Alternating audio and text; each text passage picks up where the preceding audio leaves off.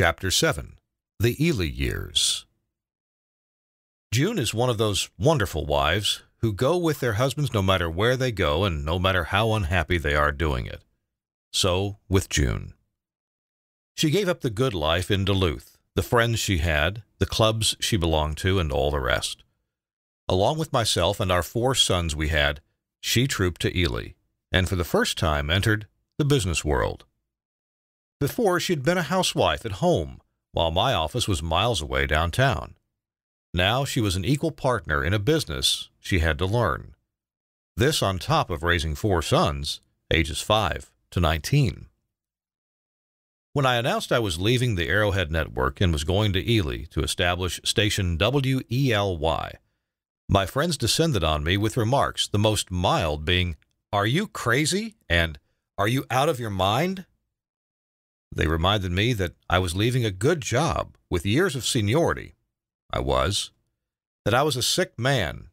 I was. That I was an engineer and knew nothing about business. Boy, were they right.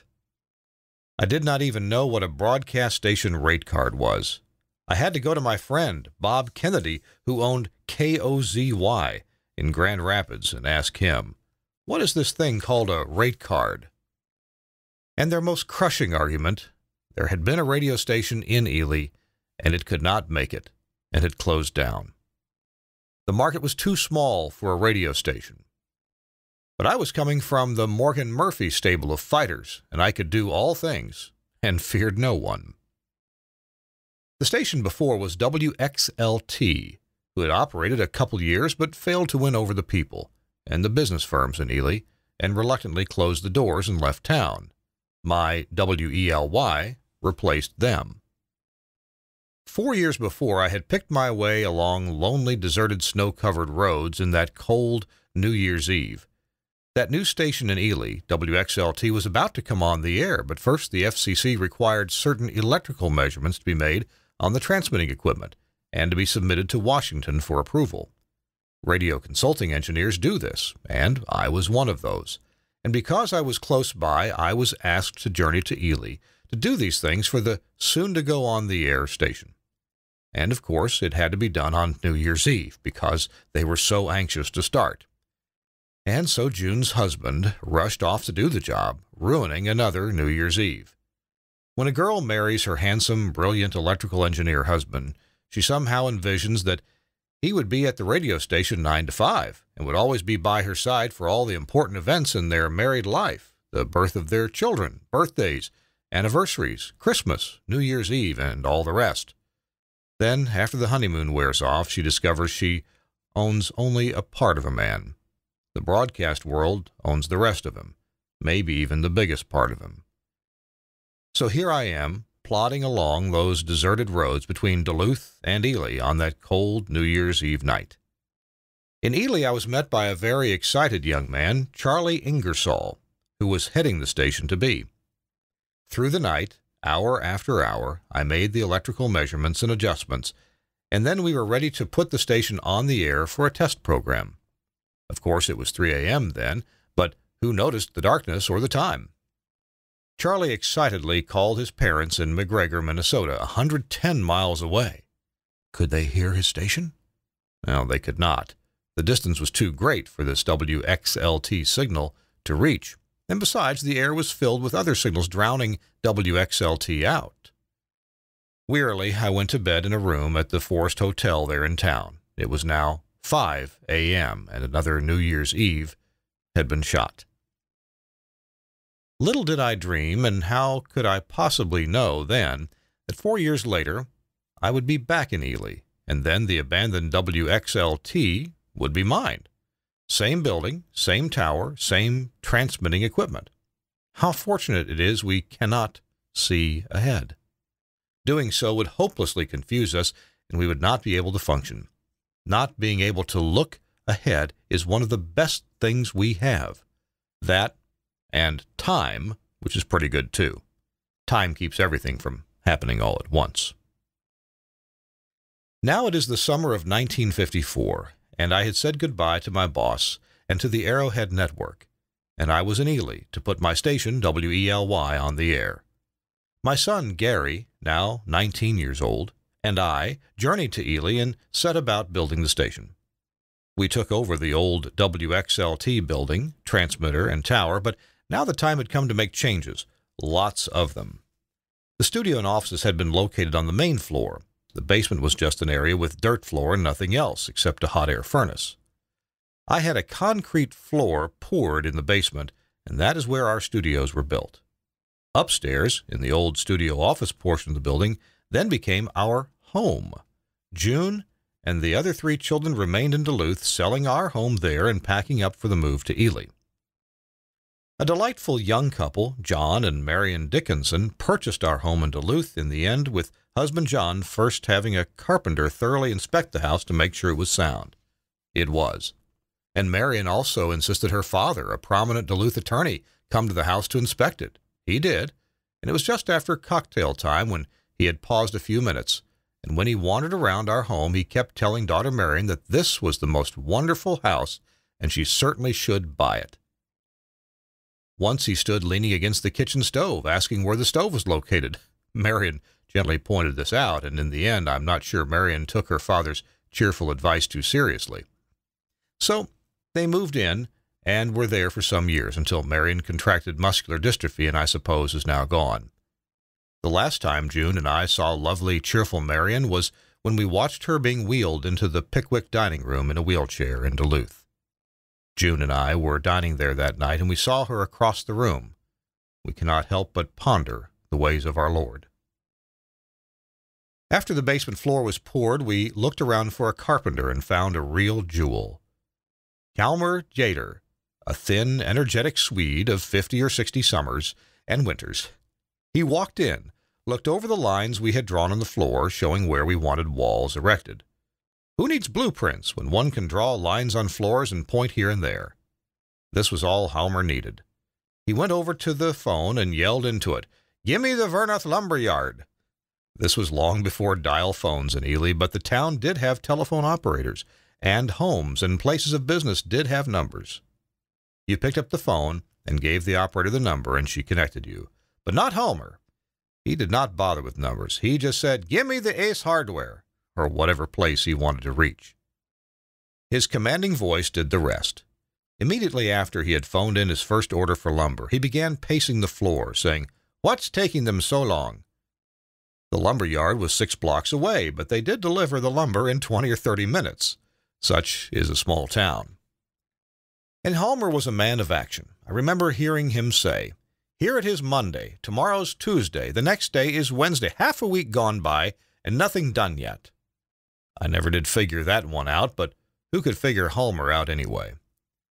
And he did have a son, Harvey, a quiet, gentle man whom we came to love. He had a woodworking shop, which sadly burned down twice while we were there, a wood stove heating the shop, and with too many shavings piled too close and no one there. For no reason other than his affection for us, he built some furniture for us, a surprise which overwhelmed us. We have long since lost track of him, but a rumor came to us that his maker had called him back home, and that could be. It costs money to build a radio station, even a small station in a small town. We needed some. I went to the one bank in town and met the head of the bank, George Somero. I could use a loan, but the answer was a gentle no. The town had had a radio station, but that station had faded away. And who were we, and how long did we plan to stay there? Wearily, I went back to our studio, stationed 6 blocks up the hill, and told son Gary that we had a problem, but with the enthusiasm of youth, he knew we would find a way. We did. And it was the same George Somero who solved our problem. He came out to the station one afternoon and stood around watching son Gary and myself pouring insulation in the walls. He went upstairs and saw we were sleeping on a mattress on the floor, we having no furniture. He saw we were eating our meals out of cans, not having a refrigerator. He went back to his bank, and later I found out he said to the board of directors, "I've met these people. They are doing things right. I think we should lend them the money." And they did. Our hard work and penny pinching impressed him. A month before we went on the air, I went uptown to meet the merchants from whom we would need advertising revenue. But I did not talk advertising. Instead, all I talked to them about was asking the question, how could our radio station serve the community? They were surprised, but did come up with many answers. On the way out of the store, sometimes one of them would call out to me, "When are you going to sell advertising?" And I said I'd be back. It was along about then I met Father Elsik, that grand old man who is head of the one Catholic church in town. We got along famously. I so much respected the calm, gentle advice he gave me whenever I sought him out with a problem, which seemed to come often in those early years when I was new there. June and I were brought up in the Protestant church, but the Father so impressed us with his philosophy, we just might have signed an application blank to his church had he handed me one those years. And I also got to meet the Protestant ministers right away, too. I wanted to provide each church in Ely the privilege of broadcasting over the station during their Sunday morning worship service. No charge, of course. So I met with the Protestant Ministerial Association one sunny morning, suggesting each church use the station for a month, rotating from church to church through the year. They liked that, but when we tried to decide which church got which month, the discussion became a little heated. Each church wanted the Christmas month and the Easter month. I tried to mediate this problem and then left the meeting suggesting they settle it and let me know. Somehow they did. And every 6 months I would get a letter telling me which church had which month. I never found out how they arrived at the months, but I imagine it was not easy. Father Elsik did not want to enter into this schedule plan, but I felt I should do something for his church, which, by the way, included half the people in that Catholic-dominated town. So I searched around and found I could get a 15-minute Sacred Heart daily program, which we aired every morning at 9:30 a.m. It was a Catholic church program with beautiful music and a beautiful lesson. Now all was equal, and I could turn to other matters. I had a sincere desire to fully enter into the life of the community and be part of it, and certainly not stand apart as a newcomer. So it came to me one day that a romantic way to do this would be to offer our operation as a broadcast house, seeing as how the station and our home would be in one building there on the edge of town. So we became known as Broadcast House, as much as WELY, and mail coming to us addressed to Broadcast House was thrown in the WELY box at the post office, along with mail addressed to Santa Claus at Christmas. This must have captured the hearts of Ely people and must have been part of the affection they felt for our family in the years that followed. We put the station on the air at 6 a.m. Saturday morning, October 2nd, 1954. Opening up with Russ Aviakainen, a veteran broadcaster who had come to us from a radio station in Upper Michigan because he wanted to be near his ailing mother living nearby. Russ was with us for several years and then left after his mother died. Also starting with us was a young man announcer just out of an announcer school in Minneapolis. He was a disaster, but happily Bob Basnick showed up to replace the unhappy young man, and Bob stayed with us years until he got into teaching work in Duluth. These two men carried the broadcast day, 6 a.m. to 6 p.m., with our son Gary carrying on 6 p.m. to sign-off time, which was 10 p.m. That is Monday through Saturday. Russ and Bob stayed home on Sundays, and Sundays I was the announcer, 6 a.m. to 6 p.m., with June bringing a meal downstairs to me at noon. Between 6 a.m. and 8 a.m. Sundays, Gary would scrub and wax the station floors, and after he went to the university, I did this little chore. And when he was gone, evenings, we would hire local college men or women to run the station after 6 p.m. My day began at 4:30 a.m. when I would get up and go downstairs and type copy or the schedule and other little chores until 8 a.m., when I would go downtown and solicit advertising.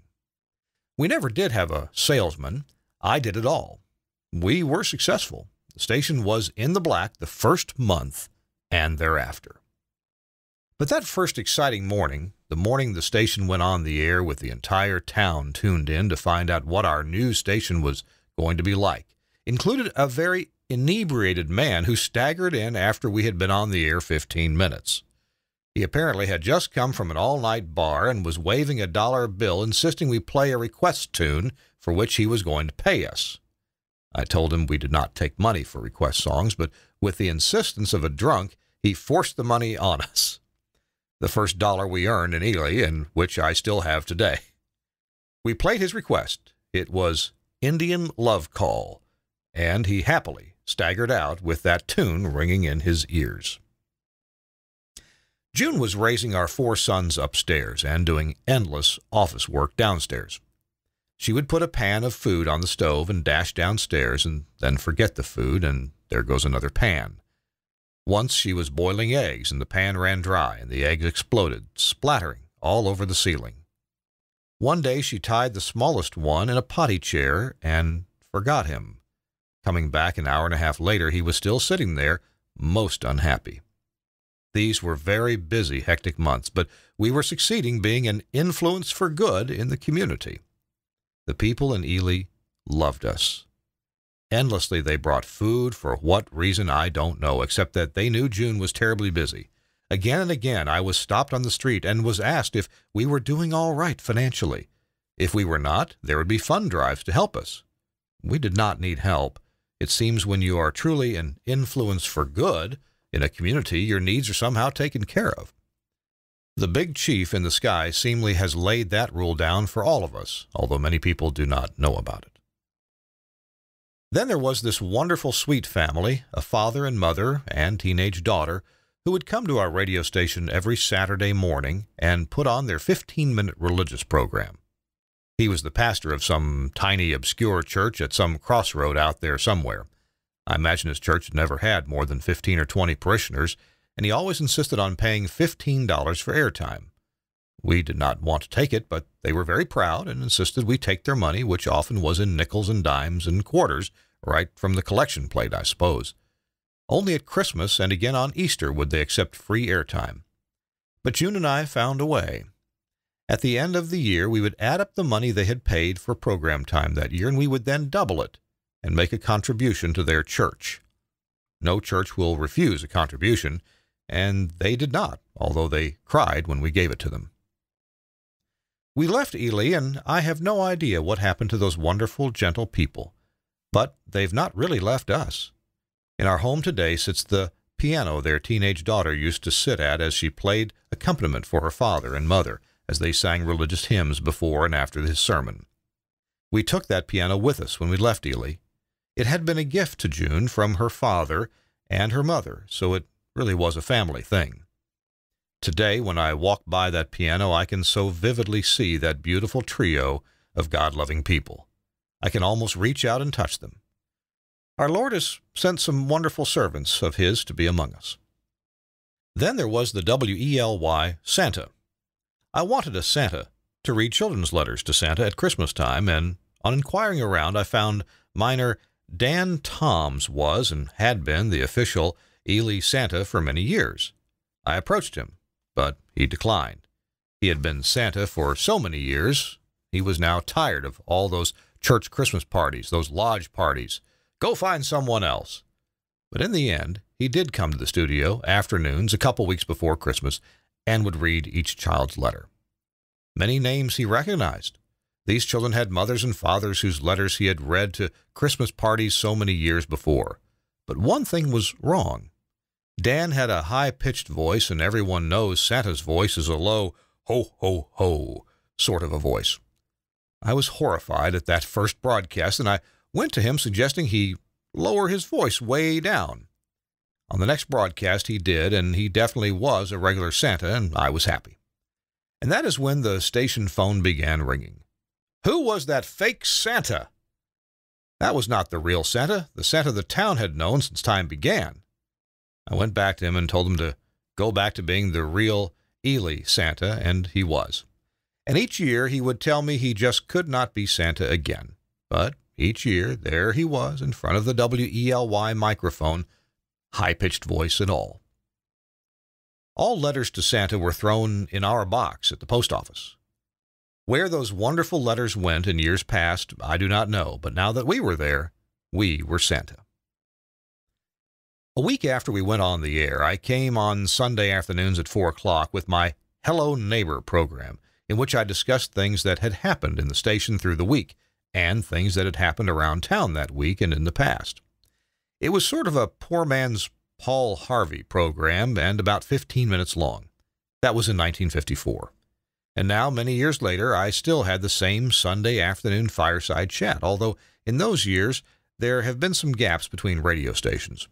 Many sponsors have wanted to be mentioned in my chats, but I have fought them all off. That program is just between you and me. And like I often say, here we are, loaf of bread, a jug of wine, and thou. And what are we going to do with all that bread? We were invited to all the social functions in town. To go to all of them, you would hardly have to cook at home. Some big functions, too, like the Protestant and the Catholic dinners. We did notice one thing. The Protestant dinners were always subdued and serious, and the Catholic dinners were always jolly, with lots of fun poking at the priest. Maybe that was just in Ely, but we did enjoy the Catholic dinners there. Of course, the Ely Catholics were mostly Slovenians, who naturally have song in their heart. Put 3 or 4 Slovenians together, and they immediately burst into song. The town was filled with music, and the incredibly beautiful music that pours out of the Catholic Church there was something to behold. Some scenes stick in one's mind, like that dark, rainy morning when I stood in a store on Sheridan Street and watched a funeral procession slowly go by. A black hearse with a mother's body inside. Beside the hearse walked 4 bareheaded sons, 2 on a side.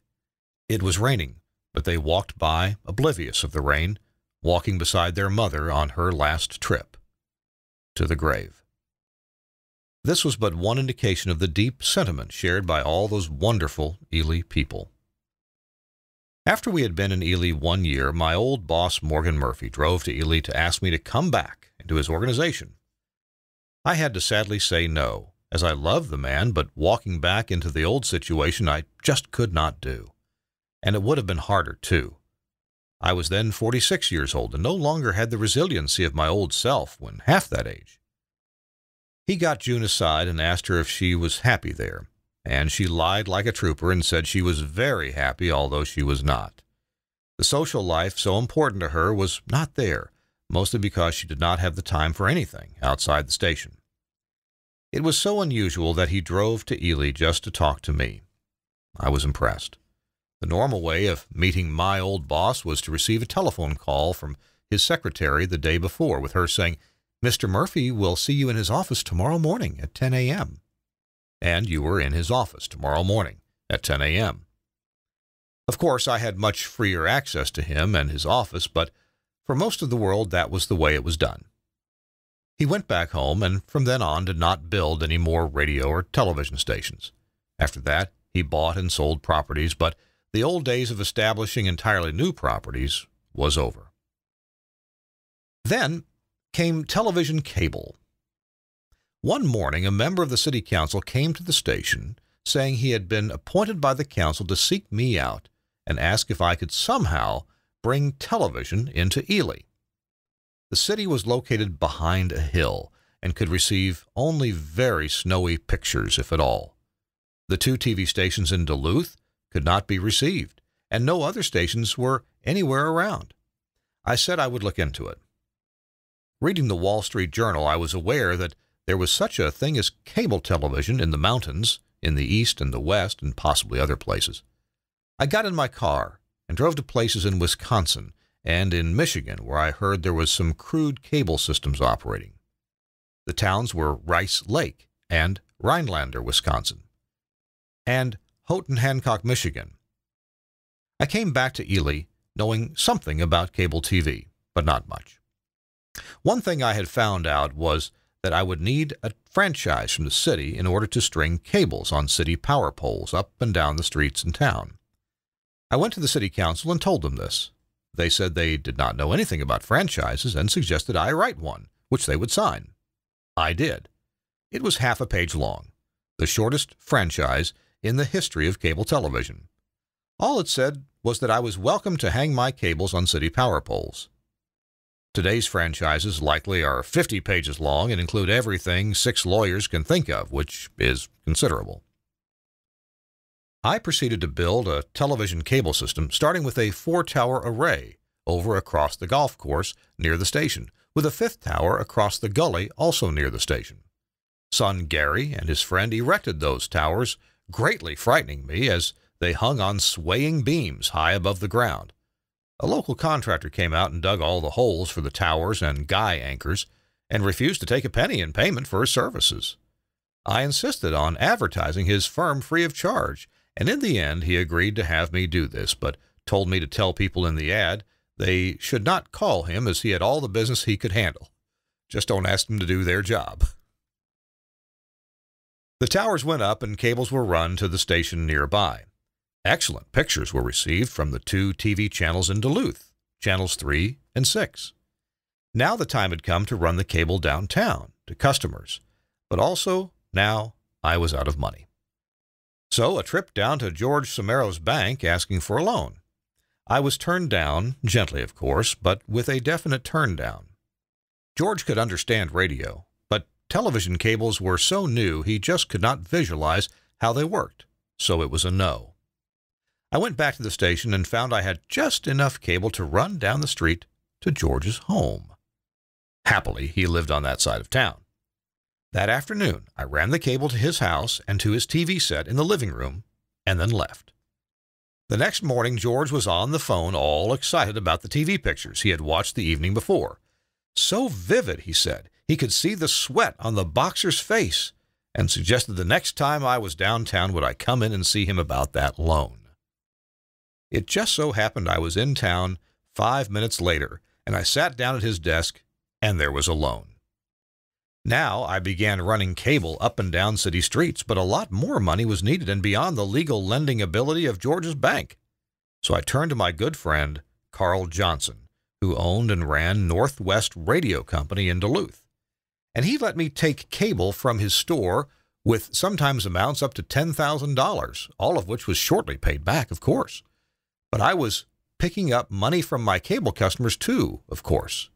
We charged $125 for connecting a home, of which they paid $50 now, and signed a note for the remaining $75 to be paid off at $25 a year for the following 3 years.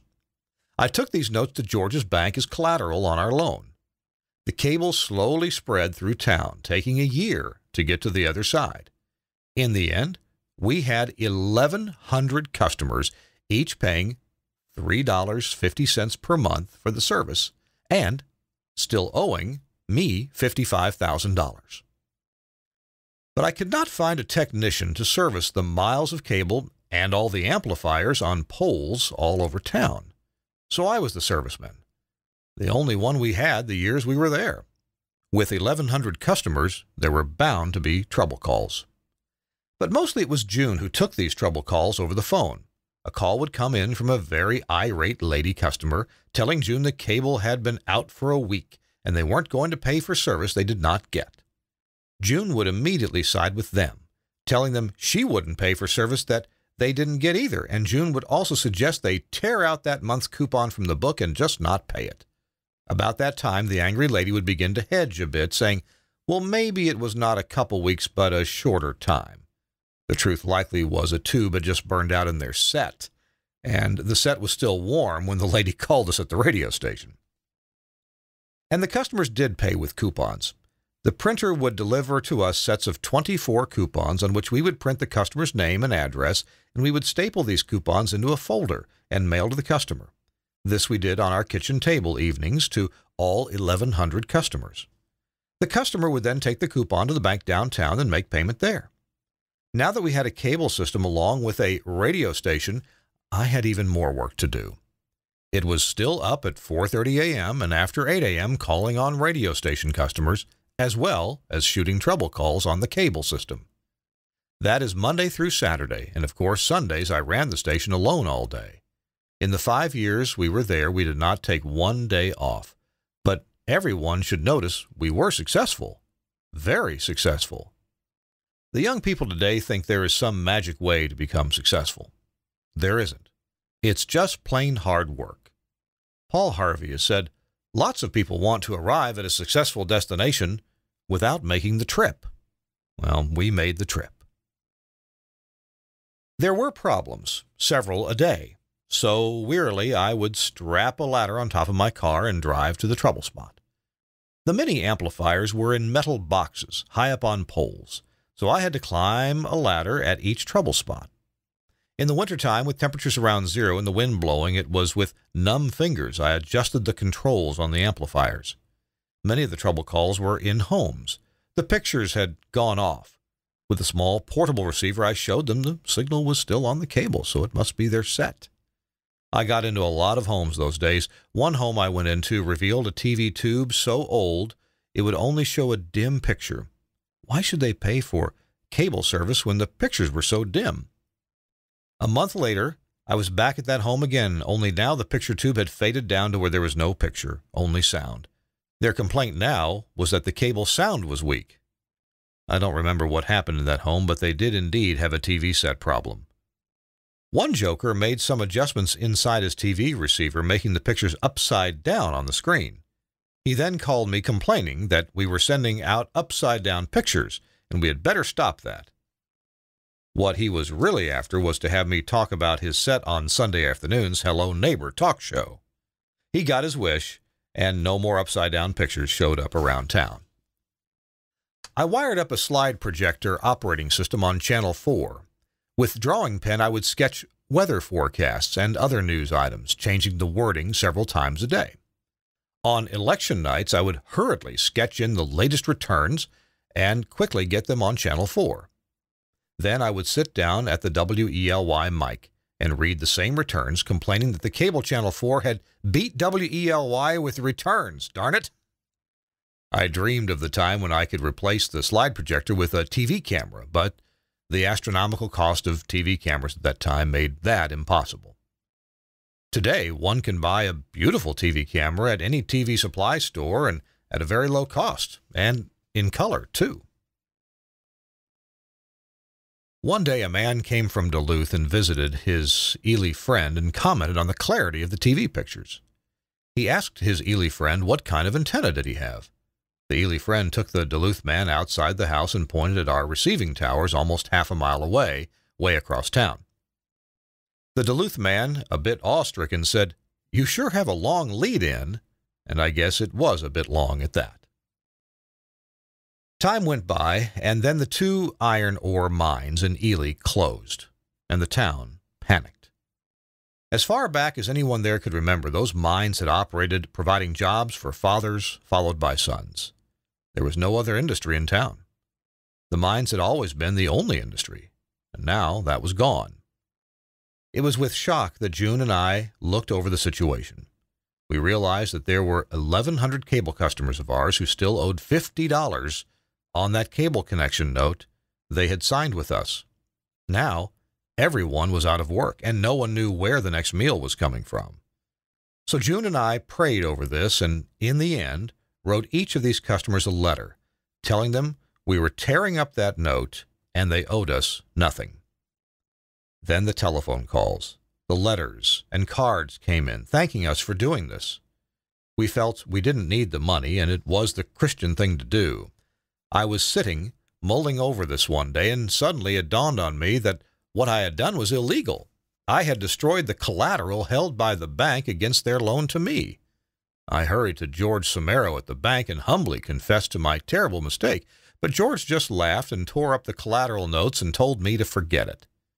I don't know if I could have been sent to jail for this offense, but destroying collateral is something the law does take a dim view of, but I did squeak by that one. I guess one can be a Christian and a criminal at the same time, but one never plans it that way. But the economic sands of time were running down in Ely, in fact, all across the Iron Range, and it was time for us to go. We did not want to be a part of a dying community. I was now 50 years old, and I felt I should put some roots down in a more permanent lifestyle. We called in a radio station broker, and he found an investment group in Sioux City, Iowa, who purchased the station and the cable company and sent their own man to Ely to run both. I went around town saying my goodbyes and found it so difficult. I soon gave up without saying goodbye to a great many wonderful people I should have seen. One place I went was to the office of the city clerk, where Art Knutson held forth. I started to tell him we were leaving and why, and after a few sentences the word just would not come out as Art stared at me. I got up and left in the middle of a sentence. and it was pretty much the same way wherever I went to say goodbye. I could give no reason except I had lost faith in the community and wanted to be away. Try that on people you love. As we drove out of town that afternoon, never to return, we made one last stop, and that was to say goodbye to that kindly, loving priest, Father Elsik. We talked a bit, and he gave each of our sons $1 to spend at Disneyland in Los Angeles, as we told him we were going there. Then we cried a bit, and he put his hands on our heads and blessed us. I can still feel his hands on my head, although many years have now gone by, and he had since gone to be with his big boss in the sky. So ended the Ely years. When we came to Ely, they had no radio and no television. When we left, they had both.